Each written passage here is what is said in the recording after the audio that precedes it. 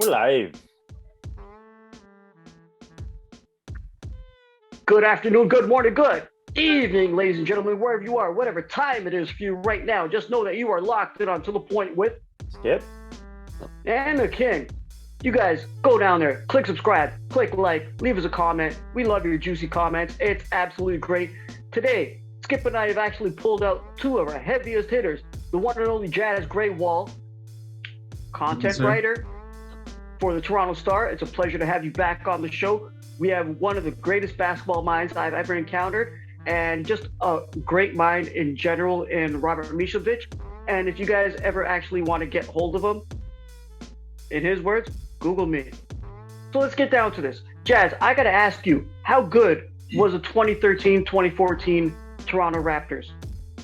I mean, if you look in the summer going into the season, on paper, the Rudy Gay roster addition beforehand, they had struggles with DeMar DeRozan and two, guys who sort of ate up the ball in terms of possession.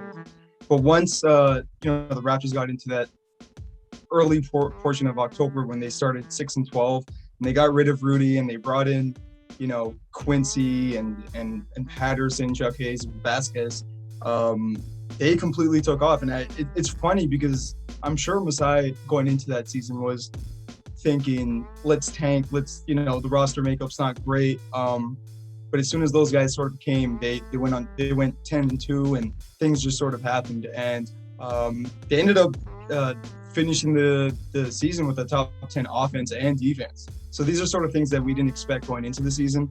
And just looking at the roster on paper, it doesn't look very enticing. I mean, you got DeMar DeRozan and Kyle Lowry, who were budding all-stars, but they still had their struggles, as you saw in the playoffs against the Brooklyn Nets, in the half court especially. But that team was filled with a bunch of small, like a motley crew of players who sort of played their roles well and played around DeMar and Kyle, and Val was still young getting there. And Patterson, before he lost his ability to shoot, was someone who was, really relied upon.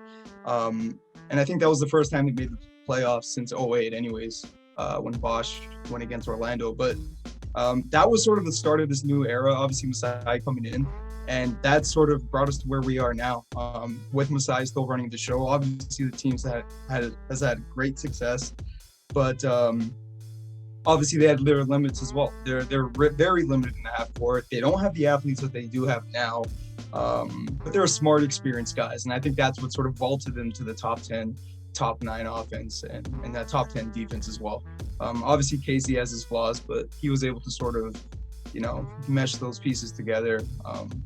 It just happened to be obviously luck, timing, a bunch of things that sort of factored into it. But that was a solid team, and I think that sort of springboarded what we have now, in terms of culture, at least.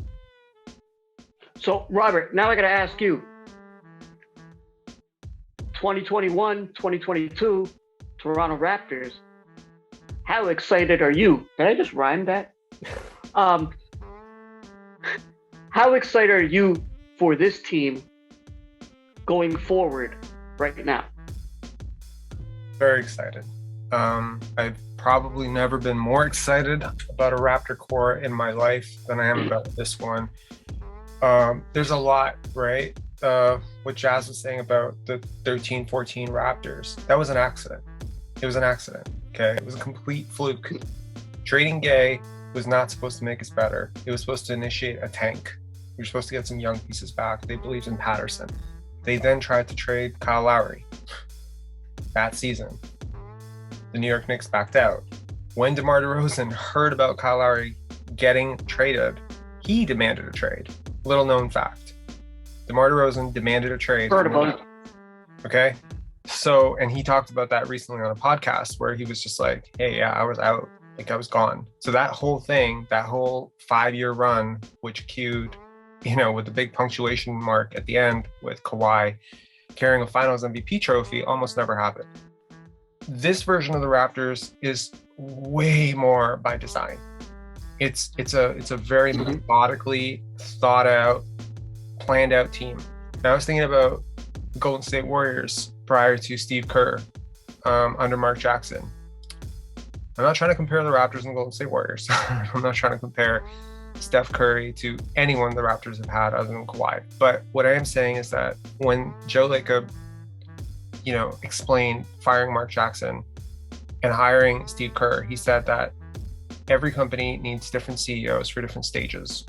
There's like a growth CEO, and then there's like a winning CEO, the CEO you have in the early stages. So under Casey, you had a whole bunch of young guys who just needed to get motivated.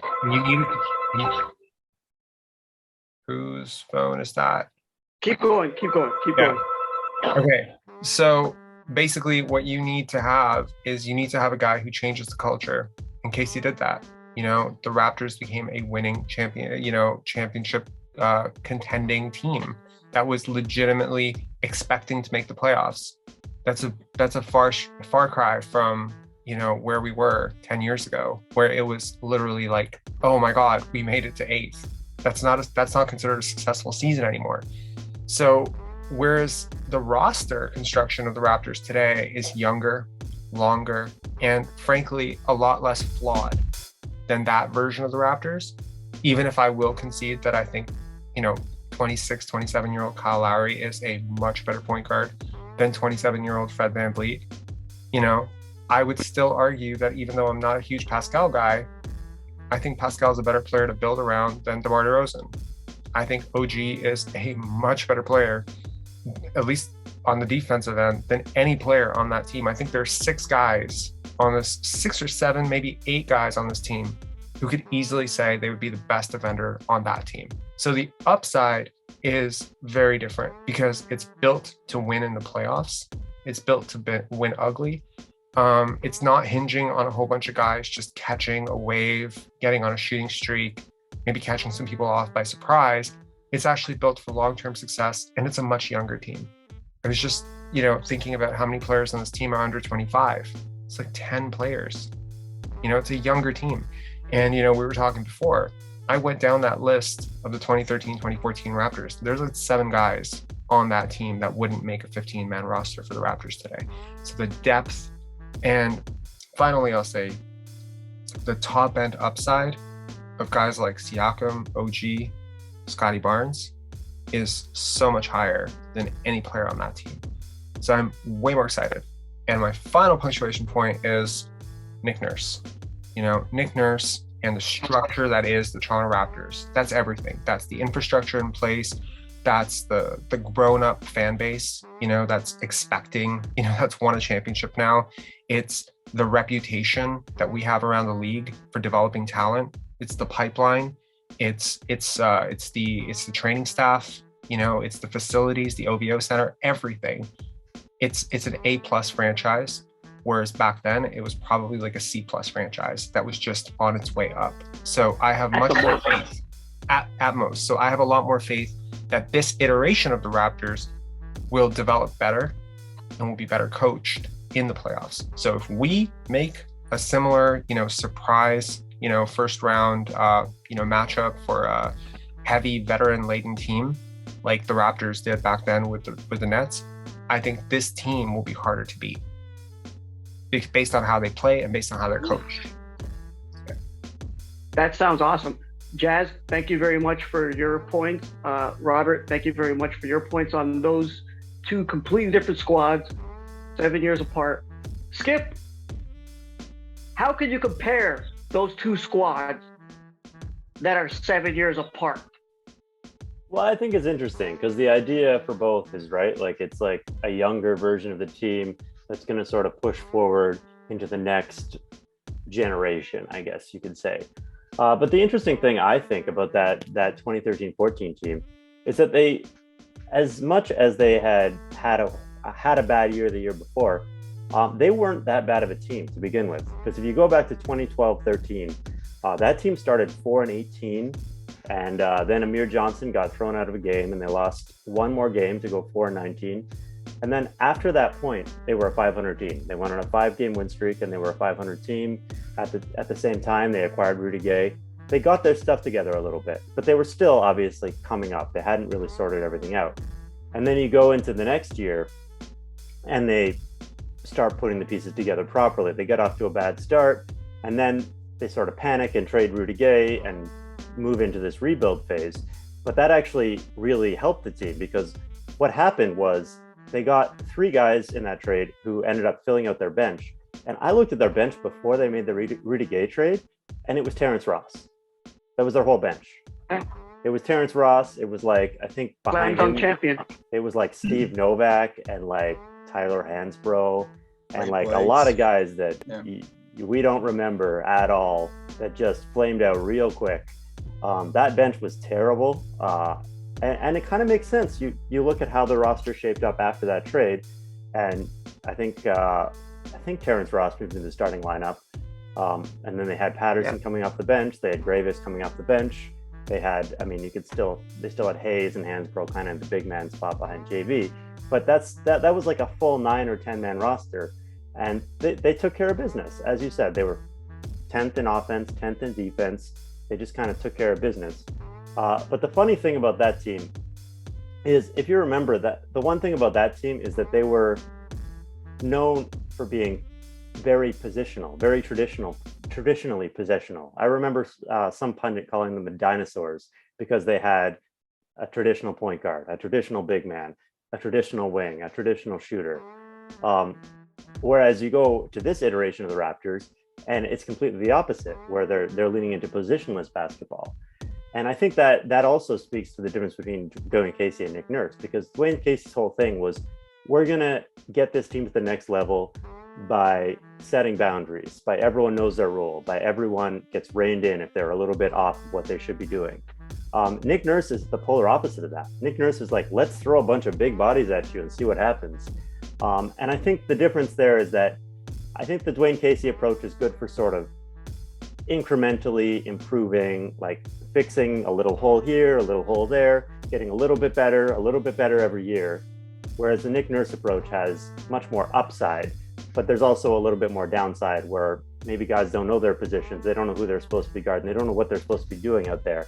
And that's where it gets a little messy. So I think there are some comparisons to be made. I mean, I went up and down the roster, and it sort of came to the same conclusion Robert did, where it's like, yeah, Lowry's a better point guard, but you go down that list and like a lot of the guys on that team were done after 2 years. Like Gravis was gone after 2 years. Tyler Hansbrough was gone after 2 years. John Salmons was out of the league after 2 years. And by gone, I mean out of the league. I don't mean off to other organizations. I mean, like, they were not NBA players anymore after 2 years. 2 years after they left the Raptors. Aaron Gray, like, you go down, I'm not even talking about the 10th, 15th guy. I'm talking about like the 6th, 7th, 8th guy on the roster. There were a lot of guys that were at the end of their careers. But yeah, so I mean, you can't make a strict comparison between two teams. It's obviously, we're in different generations. Everything's a little bit different. But I think it is interesting to kind of look back and sort of see, where is this team now versus where we were right before we started this magical run 5-7 years ago. So yeah, I mean, it's an interesting comparison. I don't know. What do you think, Brian? You know what, man? Let me tell you something. Sorry, Robert, to jump on your coattails, but I agree with you 100%. This year, I have not been more excited to see the Raptors on the court than I've ever been. And I'm telling you, I was watching it back when they first were incepted with David Stoudemire. I have not been this excited. I honestly think this, if you were to take these guys in their prime and go put it on NBA 2K, whatever, this current squad would really destroy the 2013-2014 squad. Even though they, like Jazz said, they are both in the top 10 for offense and defense, right? They are up there. But I currently see this squad and the youth, the length, the future that these guys can have together. I know we were talking about Freddie maybe being the odd man out, getting a little salty when it came to Barnes. And Robert, you were the man on that. You called Barnes coming to Toronto months before he even came in. I do love seeing what the Raptors are doing, especially with Precious, Svi, Utah. And you guys know I love Utah. Just seeing what they've been doing just for the last little bit of the preseason, I think it's absolutely amazing. I see a huge upside, and I do see them taking that shot because the way the Eastern Conference is going, and all these teams kind of like stuck in the middle with you, right? The Raps could maybe take the outside and come up. They can maybe get a higher spot. I could see them. I originally picked them to be an 8th seed, but with the way this team is playing and the positionless players that you said, Skip, I definitely see them taking like maybe anywhere between a 4 to 7 spot in the playoffs. And I do see them with the way they're playing. And like Robert was saying about Nick Nurse, the coaching is definitely differential from when Dwayne Casey was here. I do see them actually making a run. I don't see them winning a championship. To be quite honest, I don't see them making it to the Eastern Conference Finals. I hate to say that. I hate to break it to you, Raptors fans. And even though you guys know I'm not a Raptors fan, I do see them taking it to that next level. So, Robert, I got to ask you now. Skip just spoke about this. Now I'm going to ask you point blank and direct. It's like, what was that movie, Point Blank, with Keanu Reeves and Patrick Swayze? Which team is better? The 2013-2014 Raptors or the 2021-22 Raptors? What are your thoughts? Oh, 100% 2021, 2022. I mean, I don't even think it's that close, to be honest. I don't. So let me stop you right there. That team won 48 games. So are you saying we're going to win 48 games this year? No, I'm not. The reason I'm saying that is because did you just watch what Chicago did to Cleveland in the preseason? They were beating them by 50. Okay. Mm-hmm. The East is, in my opinion, with Kawhi out for the Clippers, I think the East, for the first time in over 2 decades, is stronger than the West. Okay. Yep. It legitimately is. You could say if there's, if the Ben Simmons thing was not happening for the Sixers, you legitimately had 3 of the 4 title favorites all in the East. Okay. And Philadelphia is in Milwaukee, Philadelphia, and Brooklyn. And 2 of those are in our freaking division. Okay. So that's a tough swing for the Raptors, right? So the measurement is not in the wins. This is old school thinking. This is Dwayne Casey thinking, okay? The measurement is in the growth. The measurement is in the upside, and the measurement is in the style of basketball you play. Because I will tell you something. I would much rather be a 42-win team that squeaks in and has a chance because they play the right way and they do the right things than be, the Atlanta Hawks of Joe Johnson days, where it's like there's a second round exit every freaking year because you just can't get past it based on the way you play. And I think that I was thinking about this a lot. Like there's a lot of stuff, that you hear about when you talk to people like, scouts and GMs and stuff like that. And one of the things I'm starting to realize is, are we giving Bobby Webster his due? It's really easy to say everything's Masai, right? But Masai was really hesitant about trading DeMar DeRozan for many years. He was a very big force against that move. Bobby's always flown under the radar.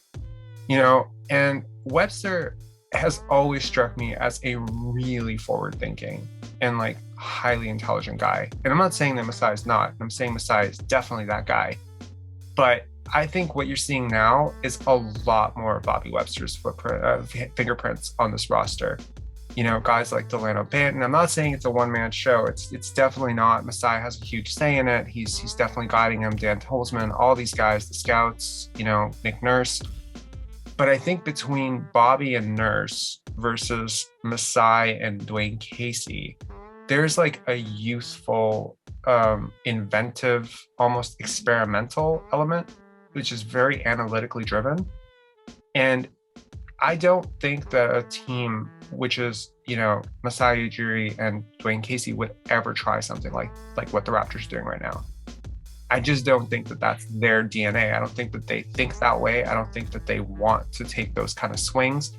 But this league has been shaped and shifted over the years by GMs and coaches who dared to think outside the box. Whether that's D'Antoni's sons that, you know, maybe revolutionized the way or paved the path for how, you know, Kerr's Warriors would eventually play. So I really like being I like being on the cutting edge instead of 10 years behind the rest of the league for once. I really appreciate that. As a forward-thinking person myself, that's one of the main things that I really love about the Raptors is they're not looking to copy what 5 other teams are doing and saying, okay, let's make a 90% shitty version of that. You know, they're changing the trend. They're saying I'll tell you, the thing that bothered me absolutely about Dwayne Casey's Raptors is they were always trying to match up to what the opponent was doing. They were stuck. They were pretty rigid. They always did it. The team went small, JV went to the bench. They never punished them. The team went, you know what I mean? Like, it was always trying to scramble to adjust. It was a very reactive approach to not only, you know, team construction, but also towards coaching. Whereas I think Nurse has a very proactive approach to coaching. And I think that that's sort of what marks great coaches. So I would say that I think you could argue the opposite with the whole positionless thing right now, because they're not the first team that's tried to do something like this. I mean, Houston sort of did it. There was a lot of talk about Golden State kind of doing it. Not to the same degree, obviously, in Golden State. That was more just having really damn good players. But I think you could say that it's a little bit reactive, how they're building their roster right now. But I see your point. I mean, they're also really leaning into it in a way that a lot of other teams haven't. And they really have a very specific blueprint for what they want. So, yeah, I mean, I'll hear you out. I'm just saying, like, just because something seems cutting edge doesn't mean that you're not taking influence from another team or another organization. Every team is drawing influences from teams in the past, and, you know, maybe taking like elements of the triangle and elements of the flex offense and elements of, you know, something that was tried in college, or, you know.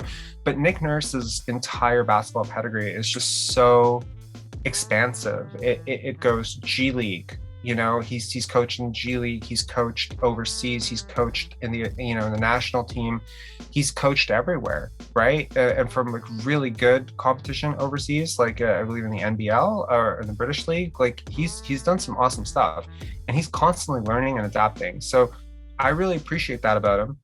And I think that he empowers his assistants to sort of breathe new life into the offense. And I don't think that they're trying to copy anything. And as much as you could draw a parallel to the Golden State Warriors, I would argue the Golden State Warriors were a far more traditionally constructed offense than this. Yes. You know, Draymond is a center.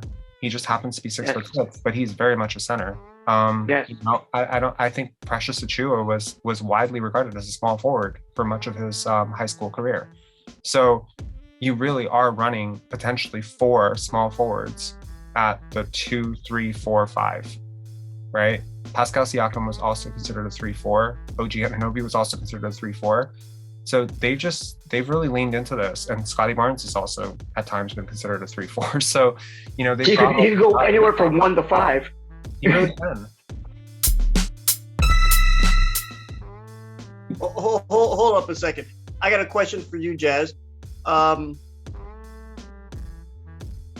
Based on what Robert was saying about Nick Nurse and what Skip was talking about, like, and we also spoke about outside the box. Do you think that this current Raptors roster working outside of the box, do you think they are going to change the way the game is played? Same way the Golden State Warriors have changed the way the game is played, same way different other teams have changed it as the times go on. Do you think the Raptors are possibly fitted and suited to do that compared to that 2013-14 rigid structured team? On your first point with the Golden State Warriors, I mean, you got future Hall of Famers and Steph Curry and Klay Thompson, who are, you know, the cream of the crop in terms of shooting. So they created their own style just based on talent and how talented those guys are, and, you know, consistent shooters. So you got to have the personnel in order to create that sort of culture. With this new roster, we obviously don't have a great sample size, but it's pretty evident that Nurse, Masai, you know, Bobby, they're trying to fill the roster with, gangly, long, switchable guys with alien like wingspans who have the ability to push the break and create opportunities and transitions. You saw it with Barnes and Banton running the offense, albeit with turnovers and mistakes, but you saw flashes there.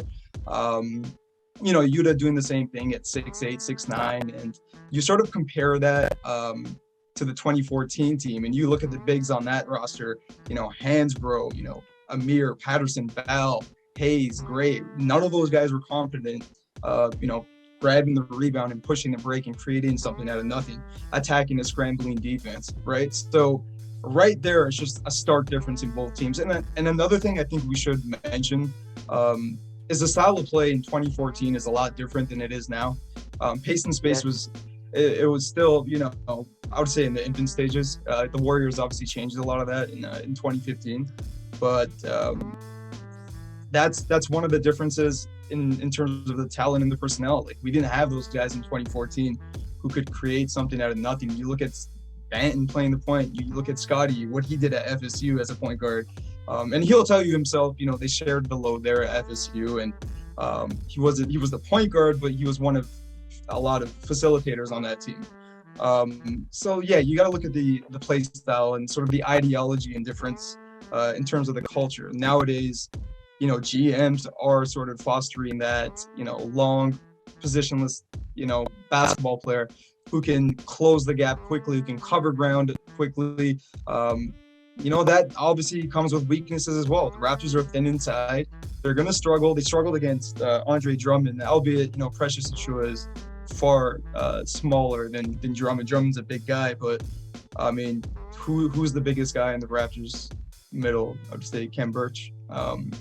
Yeah, we don't have that. It might be Precious. Right there, the Jazz right there. That's, I think, the point of all of this is there aren't a lot of GMs who would float into a season and say, Kem Birch is going to be my biggest guy, and I'm not going to get insurance, because that's a risk. And you see that's a risk, right? And so what you said about, Drummond hurt us. Well, Nick Nurse addressed this in his presser, and I think that he really hit home on this. And I suggest anyone who's listening to this, after you watch this, go listen to what Nick Nurse had to say about how Drummond hurt us inside. And he said, not really.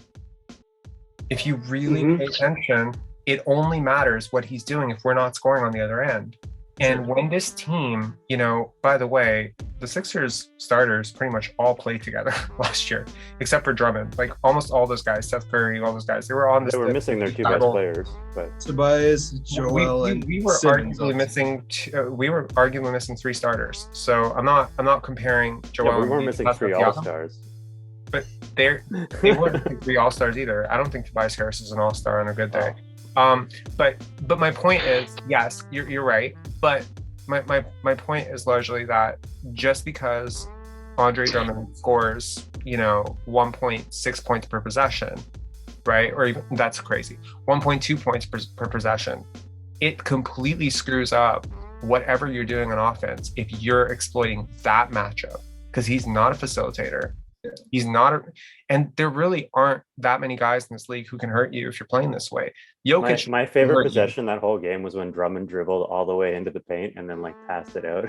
I was like, that's not how the Sixers should be playing. Like, that's a bad sign. But that's exactly it. It's like, if you can force teams to get out of rhythm, and that's what I'm talking about, the proactive approach that Nurse is taking, right? When they push with Precious Achiuwa one possession, Banton the next possession, Fred the next possession, you constantly have guys on the other team like, where's you defend that? How do you defend that? Right? And on the other end, if you notice, every time the Sixers went for a pick and roll, right, the Raptors just switched. Yep. Because it was like the same guy is guarding you, and you can't find a mismatch. So what? You're gonna switch Precious off, and you're gonna hit Scotty Barnes. Big upgrade. It doesn't help anybody. Well, it's like what Doc Rivers said at the end of the game. He said they were too big, they were too long. I didn't know what to do.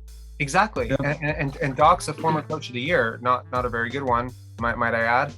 but he's a former coach of the year, and he's saying that, and there are a lot of teams out there that simply are not prepared. And you got to understand, these teams are pushing pick and roll. That's their entire freaking offense. And you have a team now that you can't do that against. You just can't. You just can't. It doesn't work. So you have completely flattened the advantage that most teams are looking for when they do a 4-1 pick and roll, because that roll isn't there anymore. The space for the shooter isn't there anymore because they can just gap it, right? Also, exactly. Jazz, do you see any mismatches there for the other teams that the Raptors are going to play against? I mean, you get Fred in the post, it's mouse in the house, but he's still a confident defender. He doesn't have that Kyle Lowry where he's 6 feet, but he's like 6'7" in the post where he's able to push guys out. But I mean, Fred's a really good defender. You got Svi off the bench, so you can take advantage of small things like that. But again, that speaks to Robert's point again, where how many teams are sort of employing that traditional big man, especially in the last 5 minutes of the game, right? You got teams with Jokic and AD and sort of those situations, and those are going to present some problems. But at the same time, they're going to have to defend you on the other side as well. So as long as you're taking care of work on that side, and this Raptors team, like Robert said initially, like the ceiling for this defensive team is unparalleled. We haven't seen this iteration of a Raptors team where we're just like, oh my goodness, the defensive, the opportunities, we just haven't. And again, that speaks to the new culture of the NBA, positionless. And, you're seeing a lot more college kids now who are 6'8", 6'9", handling the ball. And I think that's going to be sort of a prevalent theme going into the season now.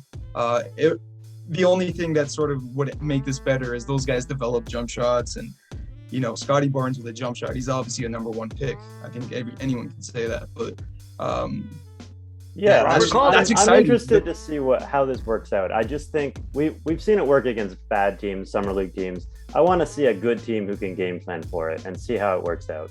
And that's kind of where we're going to go. That's awesome. Skip, do you have any final thoughts? Basketball is that it? All about creating angles and space, right? And the pick and roll is a really big part of how you do that. If you can employ that, right? And to Jazz's point when he said, oh, well, mouse in the house, Fred VanVleet. Well, guess what? The other 4 guys, they're all elite long shot blockers. They can come help real quick. Exactly. You know what? Have 4 guys like that, 4 guys who are in the 6'8", 7'2" wingspan. It's kind of like you have 5 guys on the court at all times. Rob, you are 100% right. Thank you guys for coming on. This has been nothing but one of the best conversations we've had. I apologize to you guys, viewers out there. You got a little glitchy there. Zoom only lets us go only so far. But Jazz Grewal, I really appreciate you coming back on. I appreciate your basketball mind. I hope you have a safe trip coming up. And I have been looking at the Toronto Star, checking you out. Robert, my man, I can't wait till that movie comes out. Man, you are a freaking genius. Okay, I love it. Great to have you back on the show. Skip, I love seeing your beautiful face. I don't know what you provide mentally. I'm joking with you. On behalf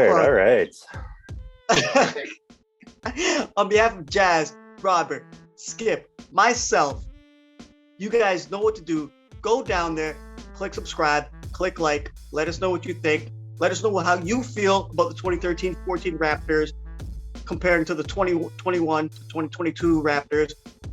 Give us your insight. I seen some of you guys out there saying some things on our last couple of shows, but more importantly, what we got to say is what you guys got to say. So on behalf of all 3 of us, good afternoon, good evening, good night, and peace. There's 4 of us. Now.